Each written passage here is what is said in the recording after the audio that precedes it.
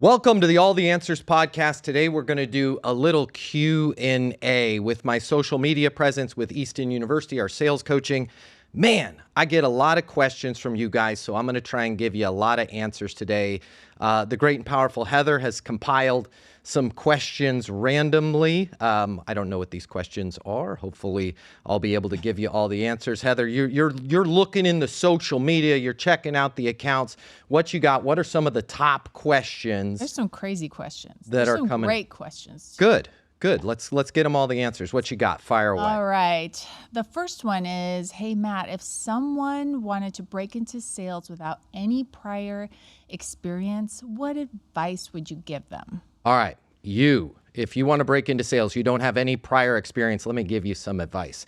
Number one, try and steer clear from sales jobs that require no experience. You're like, but that's where I need to work. Those are typically gigs where they churn and burn.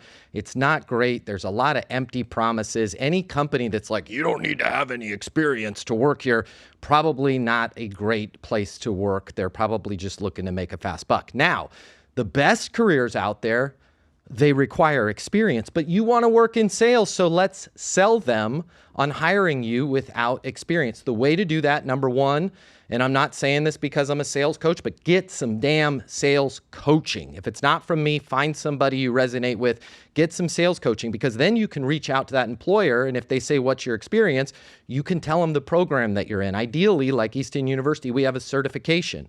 If you're entering into that job certified, you're going to do a lot better. Now, the next thing that you need to do if you want to break into the industry without experience is kind of avoid those job opportunities, those job postings where the job's already there, because typically you're going to run into an HR hiring manager. There's a lot of boxes they want to check. Just reach out to the people at that company and say, hey, I'm a huge fan of what you're doing. I've got a great sales process. I'd love to help you get where you're at. Just wanted to raise my hand, let you know I'm out here. Anything you need in terms of growing your company, deal me in, even if you just want to bounce an idea off of somebody or get a second opinion. You leave a voicemail like that, they're going to be like, where's this person been? And you're going to overcome the fact that you don't have experience. I can't tell you, at least 50, 100 times, Heather, people have gotten into Easton University. They have done that. They've asked me to be a reference for them. By the way, I'm happy to do that for my members. I'll call the employer and be like, they've got the right process. If you don't hire them, your competition's going to, and you're going to regret that. If I say it, it's true. If you say it, it's bragging. But number one, whether you work with me or not, go for those jobs that you don't think you can get, because those are the jobs you want. What you got next? All right. You've been around for a while. Yeah. Right? A long time. Well, what was it like working in sales in, as our son would say, in the 1900s or in the 90s? In the 2000s? Yeah, that's a great question, because there's a lot we can learn from the past that can help us dominate the future. All right. Number one, it was harder in that we didn't have all of the great stuff that we have with AI, all the great stuff we have with internet research. So it was a lot harder to figure out what was going on. For sure. The internet was brand new. Yeah. Here's where it was a lot easier. Corporate culture was totally different in the 90s and 2000s. It was all about performance. It was all about you make your numbers, you close your deals, we love you, we'll pay you more, you're freaking awesome, right? So back in the 1990s and the 2000s, there was a lot less of these daily meetings, what are you working on type of garbage, the instant messenger, bling, bling, bling, constantly. Now today, it seems like 90% of a salesperson's day is not even selling. It's talking about Teams or group chats. It's talking about what's going on, right? The other thing that was different in the 1990s and 2000s is we were way more skillful at having conversations, because we couldn't rely on DMs, we couldn't rely on IMs, we couldn't rely on LinkedIn. It didn't exist, right? So we knew how to call people. We knew how to get attention. We knew how to figure out what the hell was going on in their business or their personal life, and we knew how to close the deal. So a lot harder because there wasn't, technology. A lot easier because corporations wanted people to win, and that was the benchmark, not how great you are in a, daily what the hell are we doing meeting. What you got next? All right. What's the most important skill to learn if you want to make $350,000 in sales. 350K. Okay, a lot of you are probably saying 350, that's a lot of money. It's not. When you hit that, by the way, I used to have a daily goal sheet and I took the logo off of that movie 300 and I was like, I want to get to 300,000. I got there. It was a total disappointment, right? I thought that was a lot of money. It's not. If you want to make over 300, 400, 500, 600,000, the most important skill that you need to learn, and whether you learn it from me or somebody else or figure it out on your own, you have to be able to get attention from the marketplace, and you have to be able to deliver insights to them that are helpful to them, whether they do business with you or not. Far too often, in those bottom performers, those people that are making less than 100, even 200,000, their whole career is about reaching out to people and saying, if I can have 5 minutes of your time, would love to tell you about our business, would love to tell you, or they insult people. Notice your website's totally screwed up. Notice you're doing this the wrong way. You are never going to make real money by insulting people, and you're for sure never going to make real money by pitching people. You have to be an expert that can skillfully that's like ECCP, Easton Cold Calling and Prospecting. It's all about skillfully getting attention. It's all about skillfully delivering an insight and then gracefully pivoting and going, how are you dealing with that? If you can do that, it's rinse and repeat, and deals will literally like be on a conveyor belt for you. You'll have 10 times, 100 times more deals in your pipeline than everybody else, and nobody will know how you're doing it. Great question. What's next?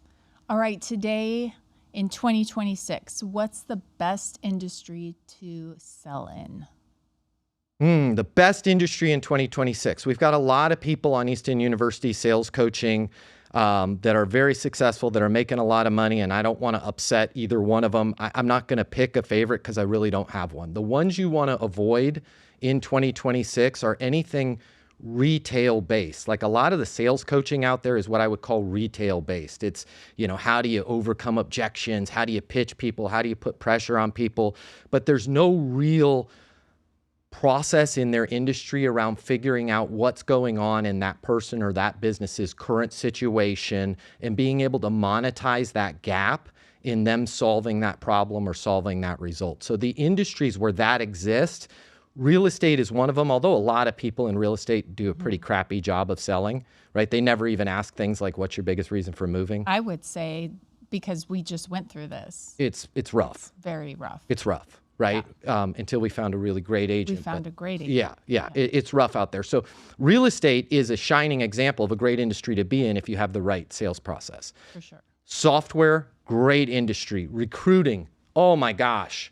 Our daughter's in recruiting. Yeah. She's thriving. It's great. What a great industry, because you're able to talk about what's going on in the world, about people faking their resumes, about the impact of an unqualified employee. You're able to talk about where's that company going, where do they want to go, and you're able to skillfully introduce yourself. So anything where it's a complex deal, and a lot of people shy away from that, and not a retail type, I just need a widget, can you give me the best price on the widget type of stuff. Anything where you're able to introduce problems, give insights, figure out where that person, like in real estate, where are you living right now? Where do you want to be living? Anything like that, you are going to make a fortune in 2026 if you have the right process to go with the right industry. That makes sense. On that note, what's the dumbest thing you've seen a sales rep do? Oh my gosh, the dumbest thing I've seen sales reps do, and unfortunately they are getting, it's like there should be a movie about this with Jim Carrey, Dumber and Dumber. They're getting dumber and dumber and dumber. I just showed you an example of this on the way over to the studio. This whole relationship we have with our freaking calendars. And I get it. I know why you're doing it, because culture, corporate culture, is not about performance anymore. It's not about how much money you're bringing in. It's about how many appointments do you have set up? Yeah, and how many meetings? How many meetings do you have? Everything's a meeting. Everything's a meeting, right? Like, and that is the dumbest mistake that people are making in sales right now is, here's a link to my calendar. I'm trying to get some time on your calendar. When is 20 minutes work for me to talk to you? All of that stuff, most of that stuff is complete garbage. Just pick up the phone. Well, half the time they don't even show up for that 100%. meeting. 100%, Heather. Your day flows and life gets in the way and Yeah. work gets in the way. And You're not in the corporate world, but I'll let you take a guess. What do you think the time is set on those calendar invites? How much time is blocked off the calendar for a quick meeting? a quick meeting, I would say at least 15 to 20 minutes. Yeah, I think the 15 is pretty uncommon. It's 20 or 30 is what I've seen. If That's you're a doing huge 30-minute chunk of meetings, time. yeah, and you work 8 hours a day, you can Yeah. have 16 meetings. Let's not say bad. half of those people don't show up. You just got 8 things done in your day. I am sorry, guys, but if I was your coach, the first thing I would tell you is if there is absolutely not a definitive reason I have to have these 7 people on the call at this time to go over this contract in sequence, I am not having a meeting. I'm going to pick up the phone and call somebody. If you can do that in your career, you're going to do 10 times, 20 times, 50 times more work than these meeting people do in a single day. The people that I coach get more done in a day than most people get done in a month. And unfortunately, the industry's going the other route. It's going the let's see how many meetings you can get booked. Right. And by the way, just one last little point on that. How do you think the other person feels when you make them schedule a meeting with you? Like, I'm your secretary as well. What? 100%, mean? right? And do you have anxiety? Excuse me? Do you have anxiety when you go to the like? Remember, we just switched our health insurance at the company. You were like, "What did you say?" I hope they don't make us. What? You were like, "I hope they don't make us go to the doctor and get the physical." Oh, yeah, just to see. Because you have all of this anxiety. Yeah. There's anxiety around meetings. Like For if sure. you're working in sales, why the hell are you making this person schedule time that you don't think freak out about an appointment all day. all day? You don't All think when day. they wake up, when they finally get to work and they're like, "Oh God, I've had a 20-minute meeting with Heather, reschedule," right? Right. You could have just called them in that moment. They would have been happy. They would have been grateful. You would have got the business done. The deal would have been closed before the meeting ever happened. Yeah, Great, sure. great question. What else you got? All right. Why should you never, ever, ever say, "I'm just following up"? Okay. First of all, it's the F word. Stop using F words with your I'm just following up. And for sure, don't use the C word. That's even worse. I'm just checking in, right? All of those are bad. But let me tell you why they're bad as somebody that spent his life devoted to figuring out sales and skillful communication. You smell that, Heather?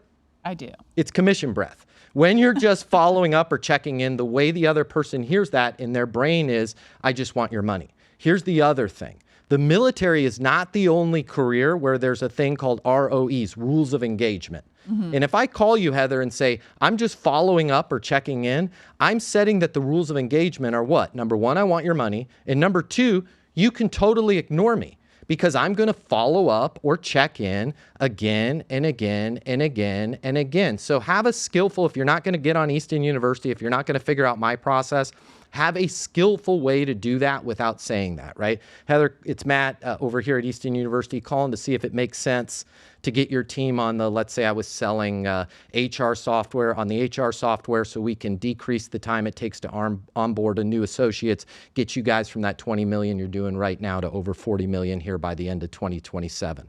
I'm on my mobile 720-660-3202. That's a more skillful way to follow up than, hey, Heather, I'm just checking in. I'm just following up to see if you had a chance to look over the email and the quote that I sent you, right? We've got to be better, guys. Eliminate those words from your vocabulary. Excellent question because everybody's making that mistake. Also, I feel like you'll embarrass somebody because what if they didn't have the chance to look it over? 100%. Yeah. And I'm going to add to that. Not only do you embarrass them, okay, but you're making it a prerequisite to do business with you that they looked over the document or make it. One of the things we talk about on the eastonuniversity.com portal is make it as easy as possible for people to do business with you. Yeah. Right? I don't require people to look at SOWs. I don't require them to look at things I sent them. I'll send them helpful videos. I'm never referencing any of that. Right? If they put me in a hole, and we talk about this on the live sessions, when they put you in a hole, hey, I want to look over this. CIO needs to look at it. right? Don't put yourself back in the hole by calling and going, I'm just following up or checking in to see if the CIO had a chance to look at it. There are billions of dollars in deals right now that could be closed that are stuck in CIO needs to look at it. Legal needs to review it. I haven't ran this over with Ron because he's in Cabo. And the sales rep is constantly following up or checking in to see if Ron got back from Cabo. Just call to see if it makes sense to do the deal, and you're going to be shocked at how often they'll go, you know what, Ron was supposed to look at this, but I'm going to sign off on it. It's only a $350,000 expense. We got this. Let's roll, right? Stop following up. Stop checking in. Be more skillful. Sounds great. Do people actually make 7 figures at a W-2 sales job? And if so, what are they selling? Okay. I don't want to depress people, and I'm not going to say they're not making 7 figures. There are plenty of people making 7 figures in W-2. So if you want to make, by the way, 7 figures, it's over $1 million. You can make that in W-2. Real estate agents, I would not consider real estate agents W-2 because they're typically a 1099 type of person. There are hundreds of thousands of real estate agents that are making over 7 figures. The problem in the W-2 world, the software world, the business services world, whatever it is, where you're working for a company at $1 million, most of those people are working for companies that are not publicly traded. Key word here being publicly traded, meaning they're on the stock market. Typically, if you're in the stock market or your company's on the stock market, you're not going to make over $1 million a year in W-2 earnings because what they do is they restructure and they recalibrate. You'll make it in a year. I did.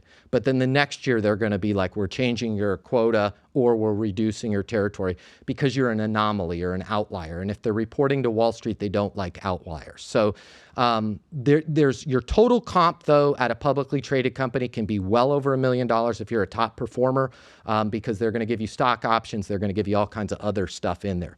The other reason why people typically don't, and if you're listening to this, just at least hear me out, why people typically don't make over $1 million a year W-2 in sales is right at about $750,000 a year that you're making. The little birds start to chirp, right? The company is like, we really love you.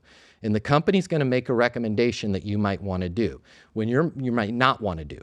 When you're making that type of money, once you break about $750,000, they're going to start coming to you and being like, we want you to be a manager, right? Oh, yeah. Yeah, because Have your own team. Have your own team, Yeah. which, by the way, just because you can play the game doesn't mean you can coach, which Right. is why there's a lot of bad managers out there. They're like, Sure. just do it.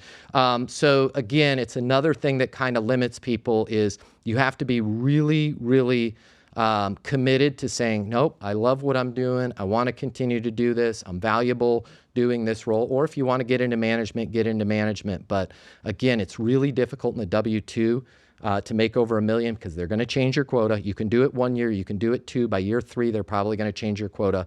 And by year 3, you're probably going to take the bait a little bit and want to be a VP or a manager. Great question. So you are one of the few sales coaches that has actually had a sales job. A lot of them, yeah. Many. Yes. So many. Yes. I mean, even my time with you, so many. So many. What was the worst sales job you've ever had? Oh, you've never heard about this one. What? Yeah, it's from We way should back. do this more often. For Every sure. time This is from way back in the day. I had taken a year off of college because I wanted to go to the University of Texas, but I was paying for my own college. I wanted to get in-state tuition. And I moved to Austin, Texas. Great city, Austin, by the way. I went one night out on 6th Street and I was like, I got to live here. The first job that I took, because I took the first job I could get when I moved to Austin, was with it's almost, I'm laughing almost saying this. It was I think it was called, I can't remember, the Town North Mall or something like that. I can't remember the name of the mall. McDuff Electronics. It was a division of Tandy Corporation, which Tandy Corporation owned Radio Shack. It was retail sales in the mall, electronics, okay? It was freaking horrible because I had spent my whole life understanding sales and I'm like just standing around waiting for somebody to come into the store and buy a big screen TV or a cell phone. Here's where it was really frustrating and the worst job. Within 72 hours of working there, my sales-oriented mind, my gears started turning. I'm like, these people are coming in with roofing companies, with businesses, and they were looking for those Motorola flip phones, which were really expensive at the time. And like, I think a good plan was like 50 cents a minute.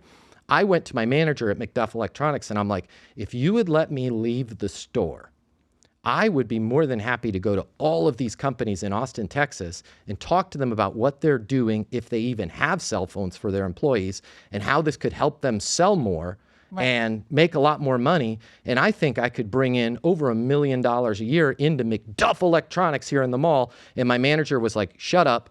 Put your name tag on, get back on the floor and sell a big screen TV. I sold more cell phones than anybody has ever sold in the history of that company, but I was captive to waiting for somebody to walk into the store. And I'm like, if you just let me get out there, right? Probably the Tandy Corporation wouldn't have gone out of business. I could have probably started a whole new company for them, but yeah, that was the worst. I felt like I was in prison. I felt like literally I was selling with two hands tied behind my back and a blindfold on, and I still did good, but I quit pretty quick. Great question. On that note, who is the craziest sales manager you've ever had? Okay. Without naming names. Yeah, I mean, I'm not going to get in trouble. Because you probably follow me. You probably follow me on social media, but your ego is high. Your ego is so big. I'm about to describe you, and you're going to be like, that's not me. For sure. But I want to give this answer in a constructive way, because I'm going to give you 3 or 4 things to look out for. And this individual had all 4 of these. Okay, number 1, with a sales manager, the worst one that I had, the number 1 thing that they did was hired their freaking friends. And I was not one of their friends. I've gotten a job offer every interview I've ever had because I've been studying sales since I was 8. It like killed this person to give me a job interview because he wanted to hire his friend.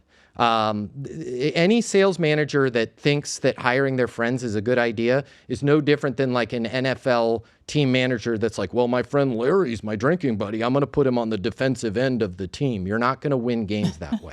You should have a sales manager that's looking for aptitude, looking for skill set, looking for coachability. Nonetheless, he hired me. The next thing that you want to look out for that this person didn't have, and I am going to name a name here, Lance Price. Shout out to Lance Price, one of the best sales managers I've ever had. I was going to say, I thought you liked Lance Price was great. Lance Price played for OU. He was a star college athlete. He had a national championship ring. Lance Price ran his sales team like a football team should be run. The first question Lance Price asked me when we were interviewing, he's like, what's going on in your world? What car are you driving right now? What car do you want to be driving? And I remember this Lance Price probably doesn't remember it, but I was like, I want to drive a BMW M5. And Lance Price was like, hell yeah, good answer. Let's work together, Matt. I'm going to hire you. I'm going to bring you on my team. You are going to work your ass off. You're going to put in more hours for me than you've ever put in for anybody else. We're going to work together, and we're going to get you an M5. I got one, by the way, because of Lance Price and my hard work. But any manager that doesn't, this other manager, the horrible person, he didn't know anything about me. He didn't know what my dreams were. He didn't know what I want to be making, what I wanted to work for. A good sales manager should know what their people are working towards. And if their people are not working towards something, a good sales manager should get them to be working towards something or get them off the team, because salespeople that are not driven are not good. The last 2 things that this sales manager had, and your sales manager probably has this, was, again, back to the culture thing. So much focus was on what's going to close, right?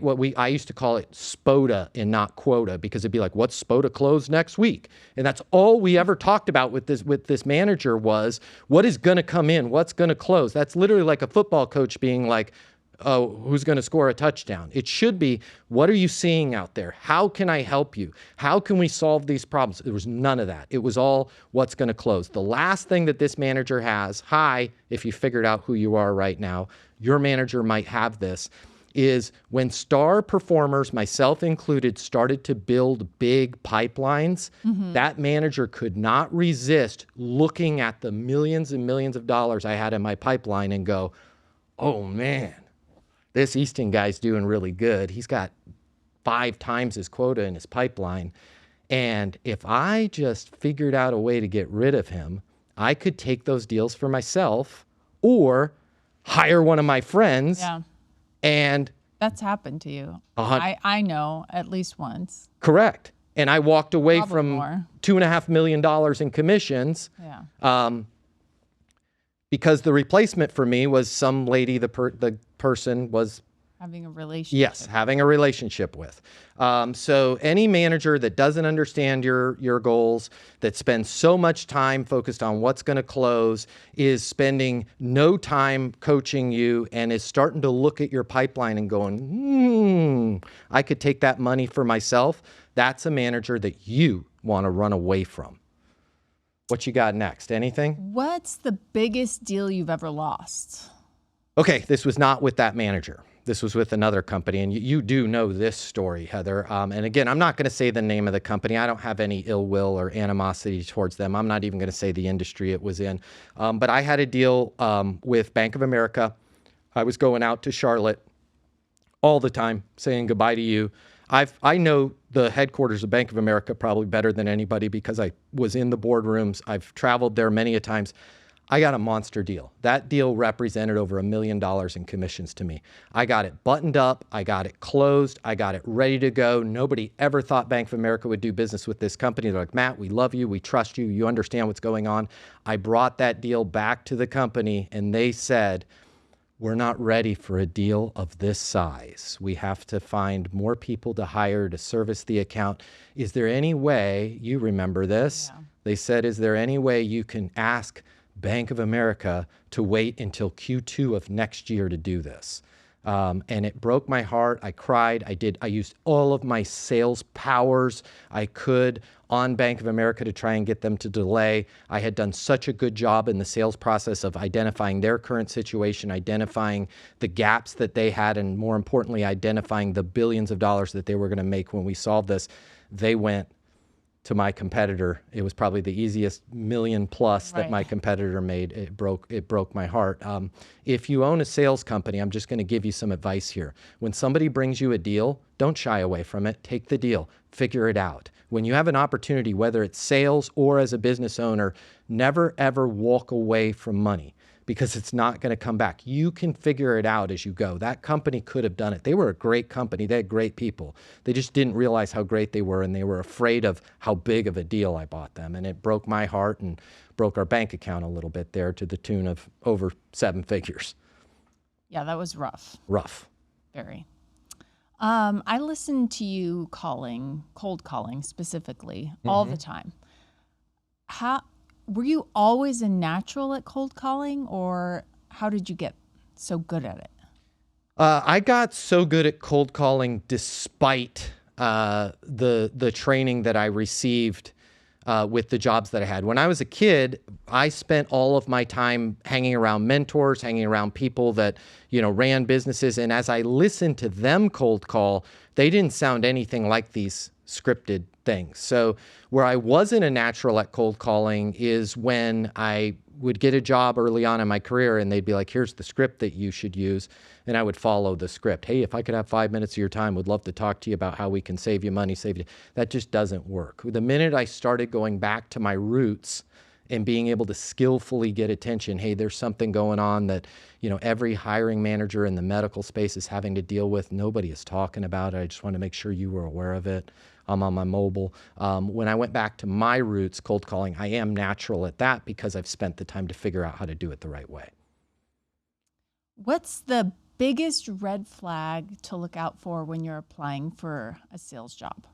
The biggest red flag that I would look out for when applying for a sales job is getting caught up in the glitz and glamour of the comp plan and, oh, I really want this job.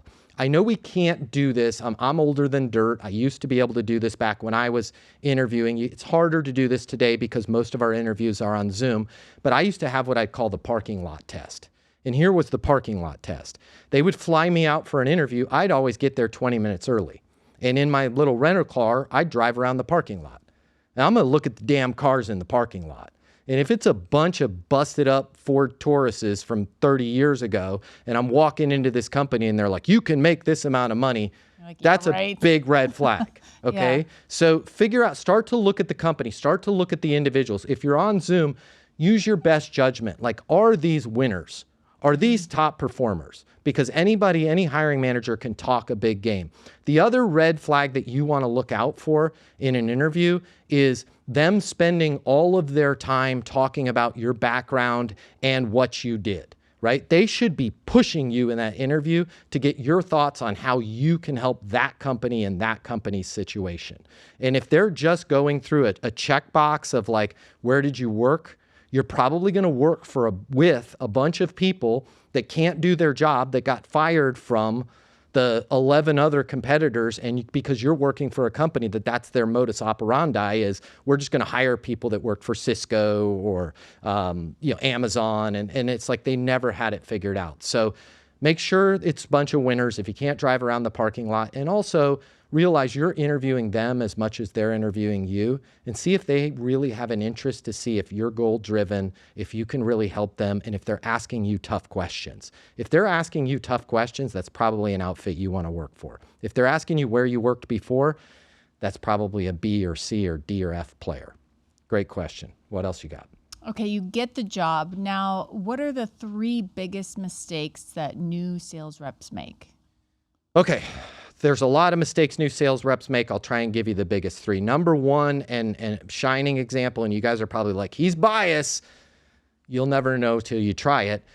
You need to get your own damn sales coaching, right? The biggest mistake that people make is they get hired and they think, I'm good, the company's going to take care of me. It is not the company's job to train you. Hospitals don't hire people off the street and give them some scrubs and go, we'll teach you how to be a surgeon. That's why you have to go to medical school, right? And your job in sales is to educate yourself the same way a doctor had to educate themselves. So number 1 biggest mistake, you're not in coaching. You're not getting better. The number 2 biggest mistake that you make is when you get hired, you'll start looking at the top performers in the company and you'll try and model their behavior.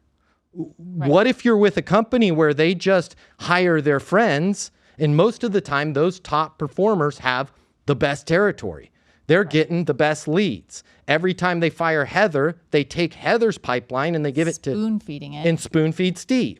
Right? So looking around the room and going, I'm just going to do it how they did it, it typically avails nothing. The other biggest mistake that people make when they have a sales job is they put their own goals on hold.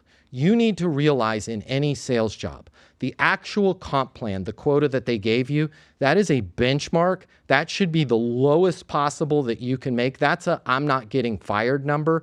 You should spend time, like I do my daily goal sheets every day. You should figure out what you want to make. Like a job I had in the 90s, it was selling software to collision repair centers. The OTE, or on target earnings, were $66,000, which was a pretty good amount of money in 98. I made $147,000 the first year. And it's because I set a goal of making 150. Everybody else was working to plan. 20% of them got fired because they didn't make plan. Another, 70% made $67,000. And then I was the person that made more than twice as much as the next person because I had my own goals. Have your own goals. When you work in sales, you're a business within the business. Don't expect them to spoon feed you your goals because they're going to have to give you a goal that applies to everybody else. Get your own training, have your own goals. You're going to kick butt, and don't listen or look to the OGs in the office there. Great question. What are 3 signs that someone might be good at sales? I think the number 1 biggest sign that somebody's good at sales is they're curious. If you are the type of person that, like me when I was a kid, my mom hated me because I took everything apart. If you're the type of person that gets a toy and like, I wonder what this screw does and what's behind this, you're probably going to be good at sales. The other thing that you want to look for if you're good in sales is, are you optimistic by nature or are you pessimistic by nature? Do you think the world's in a good place or a bad place? If you think the world's in a bad place and you're pessimistic by nature, sales is not for you because you're going to be getting rejected all day, every day. An optimistic person is like, dude, I'm just going to figure out the problem. I'm going to unscrew this and figure out what's going on and where that noise is coming from, and I'm going to fix it. So, number 1, if you're curious. Number 2, if you're an optimist. And then number 3, if you are self-driven with your own goals. If you don't need somebody to tell you how much money you should be making, what kind of car you should be driving, what kind of life you should be living, you can do that on your own. All three of those things, curiosity, optimistic, and self-driven, you are going to make an obscene amount of money in sales, to where the pessimistic people, they're going to make videos about you talking about how gross you are, because nobody should have a life as good as you have. On that note, does wearing a tailored suit, having a Rolex, driving a Bentley, does that turn people off in sales? Yeah, let's talk about this, because I've made a lot of videos about how you should dress. I think you should always dress professional. I think you should always do. But I want to be crystal clear on something, because the chat, and it's probably where this question came from a lot, is people are like, well, if I showed up to, my job as a landscaper in a Bentley and a tailored suit, don't be a freaking moron, okay? The people that I'm talking about are not uniform jobs. If you own a landscaping company, you have a freaking uniform. Your uniform is your polo shirt with your landscaping logo. It is cleanly pressed. There's no mustard stains on it. Your awesome khakis, right? Your whatever Iron Man watch. You have a uniform for your job. When I'm talking about wearing a tailored suit and a Rolex, I'm not talking about a job where you wear a uniform. I'm talking about you're in financial services. You're in tech, okay? Right. So there's a time and a place. There's a time and a freaking place.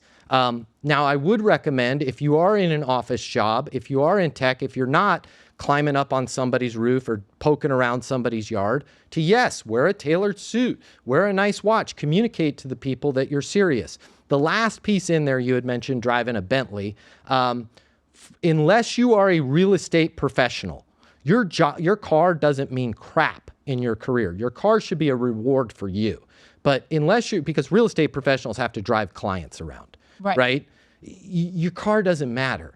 However, if you're goal-driven and you're optimistic by nature, you're probably going to drive a nice car. But unless you're in real estate, or I can't really even think of any other examples, put an example in the chat if you see one there, your car it's parked when you're working, so nobody's seeing your car. Hopefully that makes sense. It's for your own benefit. It's for your own benefit. It's your own reward. If you're into that. Yeah, that's your personal therapy time. Got their 100%. What you got next? I can't even believe this is real, but does saying, hey, this is a cold call, want to hang up or give me 30 seconds of your time actually work? Oh, it's real. I mean, there's some garbage out there. Here you go. Independent third party, not in the corporate world. Are you a sales coach, Heather? No. Do you buy stuff for a living? Always. Right. Was that gross or a turnoff to you? That's basically my job, is to buy things. Thank you. I'll hand you the credit card. It's basically your job, and that would turn you off.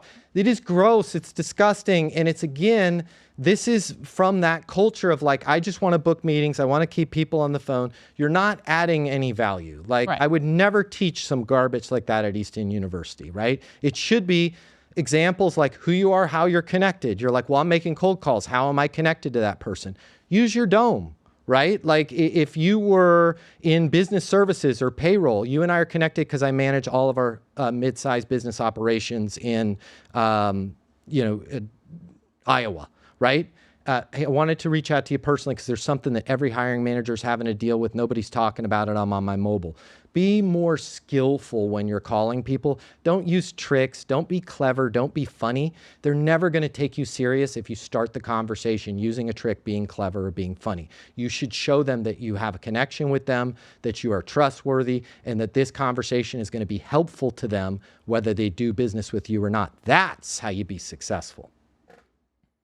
All right, let's do a little role playing. So you're going to be a mortgage broker, and I'm a real estate agent. So I want you to mock cold call me. Okay, so I want to make sure I'm clear with the scenario here. So you're a real estate agent, right? The reason why I would be cold calling you is I want you to send buyers and stuff. I want to write some mortgages. We want to work together. Right. Yeah. Okay.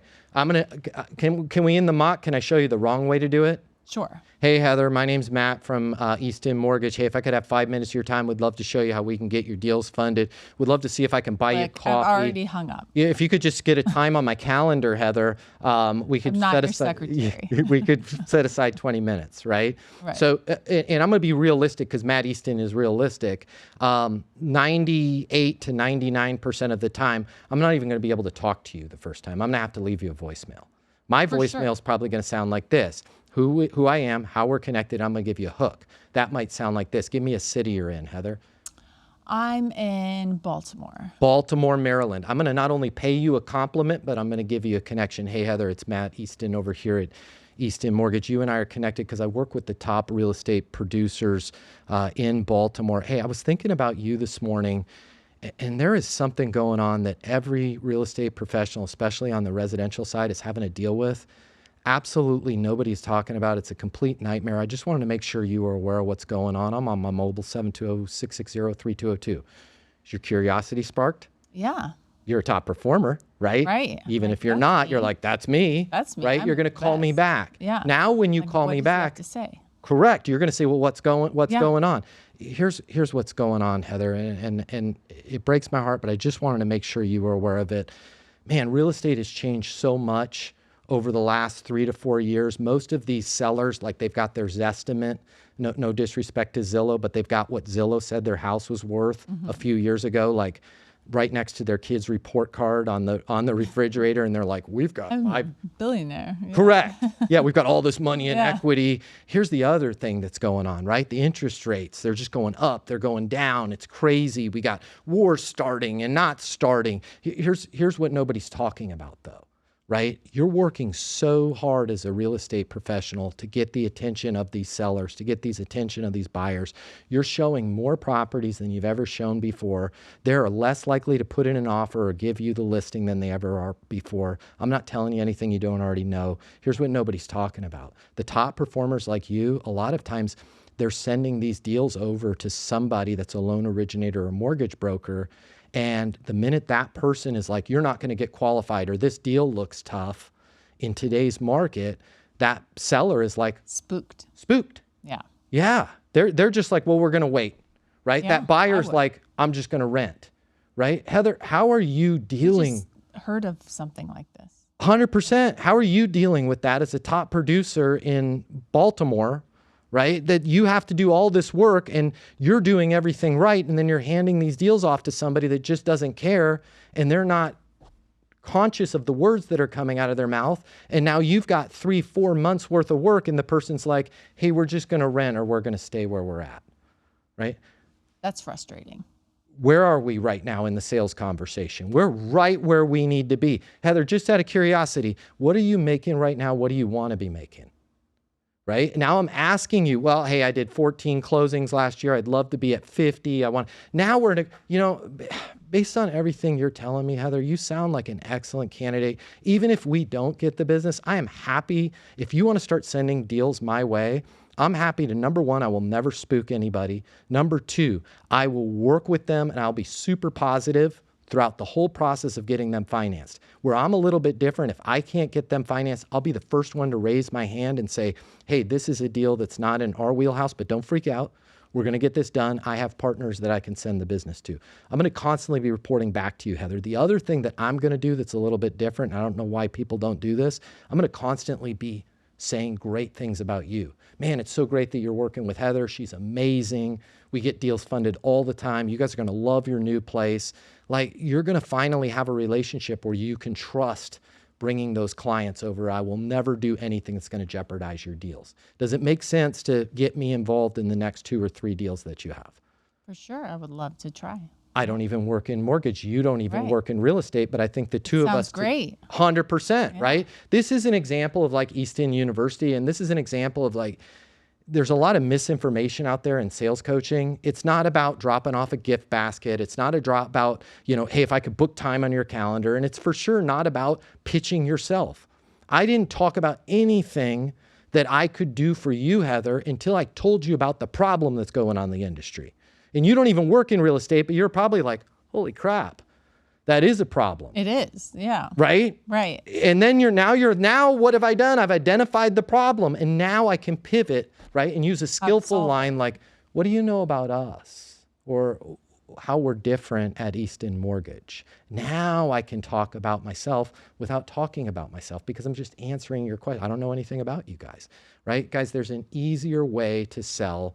If you're not going to learn it from Easton University, please learn it from somebody or spend 40 years of your life figuring it out on your own. It works, but it requires a lot. But guys, you have to do better in sales if you want to have results. It's not the economy. It's not your competition. It's your sales process. Any other questions, or should we wrap it up for today? I think that's about it. Guys, hey, you're watching this podcast, but if you're not, I've got a podcast. It's called All the Answers Podcast. Please check it out. If you're new to this, send somebody a friend. Send them the link. You can find us on Spotify. You can find us on Apple. You can find us where podcasts are. All the Answers. It's my job to get you all the answers. My name's Matt Easton. I'm here for you, whatever you need. Follow the podcast. Send it to your friends. Your life's going to get better, and I'm going to do my best to give you all the answers.